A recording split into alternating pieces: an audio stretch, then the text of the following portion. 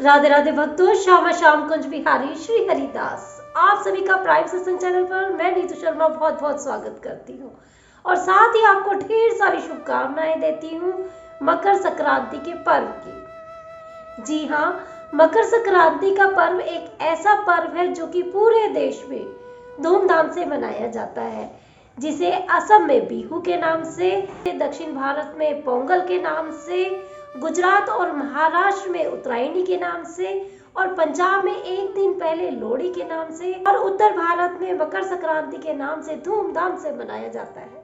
मकर संक्रांति के दिन से ही सूर्य देवता मकर राशि में प्रवेश कर जाते हैं और उत्तरायण हो जाते हैं। आज के दिन ही खर मास की समाप्ति होती है और रुके हुए सभी शुभ कार्य फिर से शुरू हो जाते हैं और मकर संक्रांति वाले दिन से ही दिन फिर से बढ़ने लगते हैं, फसल लहलाने लगती है, बसंत ऋतु की शुरुआत हो जाती है। आज के दिन से ही बसंत ऋतु की शुरुआत हो जाती है और ठंड भी धीरे धीरे कम होना शुरू हो जाती है।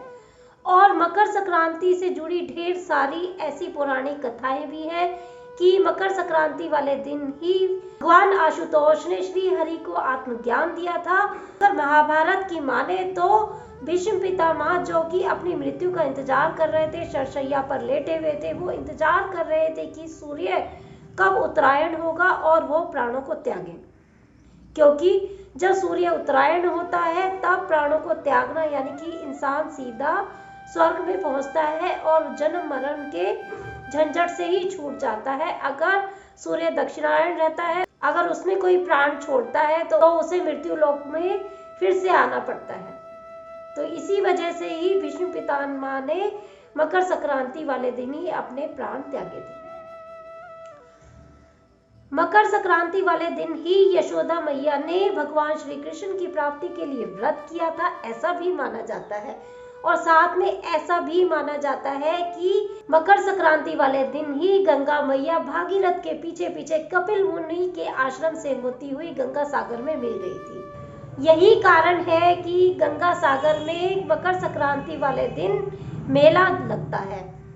इसी वजह से ही गंगा सागर में स्नान किया जाता है, गंगा में स्नान किया जाता है और नदियों में स्नान को शुभ माना जाता है। मकर संक्रांति में स्नान, दान, जप, तप का विशेष महत्व माना जाता है। अगर हम स्नान की बात करें तो मकर संक्रांति वाले दिन ब्रह्म मुहूर्त में उठकर स्नान करने से हजारों गौओं के दान के बराबर पुण्य की प्राप्ति होती है। और ब्रह्म मुहूर्त में स्नान करने वाला, हमारी साइड तो ये कहा जाता है कि जो सबसे पहले उठकर स्नान करेगा वो ही शेर है। अगर हो सके तो आप गंगा जी में स्नान करें, अगर हो सके तो आप यमुना जी में स्नान करें, किसी पवित्र नदी में स्नान करें। अगर ऐसा पॉसिबल नहीं हो पाता तो आप अपने घर में बाल्टी में पानी भरिए और उसमें थोड़ा सा गंगा जल, थोड़े से तिल मिलाइए और सभी तीर्थों के स्नान के बराबर घर में ही स्नान कर लीजिए। अब बात है दान की कि हम दान क्या करें। इस दिन खिचड़ी के दान का विशेष महत्व बताया गया है। खिचड़ी के दान आप कीजिए, मूंगफली का दान कर सकते हैं, तिल और गुड़ का दान कर सकते हैं। जैसे कि सर्दी इस समय ज्यादा बढ़ी होती है, ऊनी वस्त्रों के दान का भी विशेष महत्व बताया गया। सुहाग के सामान का भी दान करती हैं, ऐसा बहुत जगह देखा जाता है। हम लोग भी ऐसे करते हैं कि 14 चीजें जगह जगह करते हैं, या तो मूंगफलियां हो गई, या रेवड़ियां हो गई, या तिल गज्जक हो गए, या फिर सुहाग का सामान हो गया, या 14 कंबल हो गए, 14 और भी अगर आप चाहते हैं तो 14 ऊनी वस्त्र हो गए, 14 अगर आप किसी को चप्पले देना चाहते हो तो वो हो गए। इस तरीके से 14 चीजें कर उन्हें मिनस कर यानी कि थोड़ा सा जल हाथ में लेकर उन्हें मिनस कर आप दान कर सकते हैं इस दिन, क्योंकि दान का भी विशेष महत्व बताया गया है। गरीबों की सहायता करें, जरूरतमंदों की आप जिस चीज की भी उन्हें जरूरत हो सके, रजाई, ऊनी वस्त्र, गद्दे या फिर कोई भी गर्म चीजें, पहले आप ये ध्यान रखिए कि जरूरतमंद क्या सच में ही जरूरतमंद है, उनकी आप सहायता करिए जितनी आपसे हो सकती है, जितनी आपकी श्रद्धा हो, जितनी आपकी आर्थिक स्थिति हो। बात यह है कि आप अपने घर में क्या बनाएं, आप अपने घर में अपने लड्डू गोपाल जी के साथ कैसे मकर संक्रांति मना सकते हैं।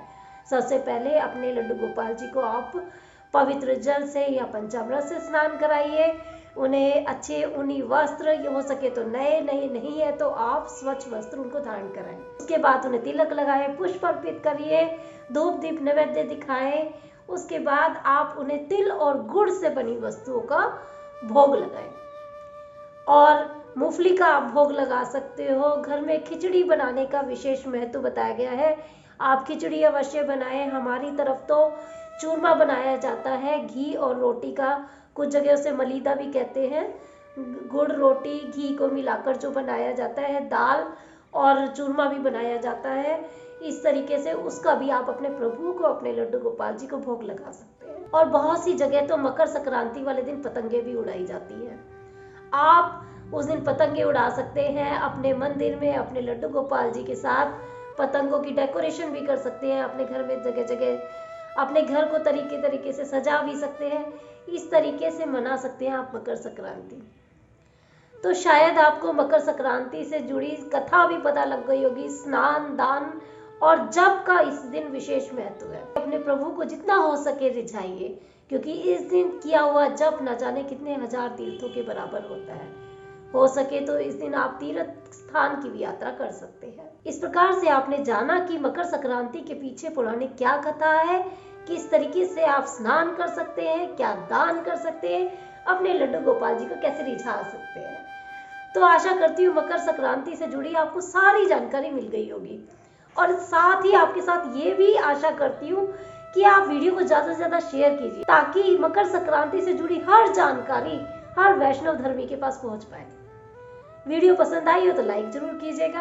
हमारे प्राइम सत्संग चैनल का अगर आप मेंबर बनना चाहते हैं तो आप हमारे चैनल को सब्सक्राइब भी कर सकते हो। इसी के साथ मैं नीतू शर्मा आपसे विदा लेती हूँ। फिर से हाजिर होंगी एक नया इंटरेस्टिंग वीडियो के साथ। तब तक के लिए राधे राधे।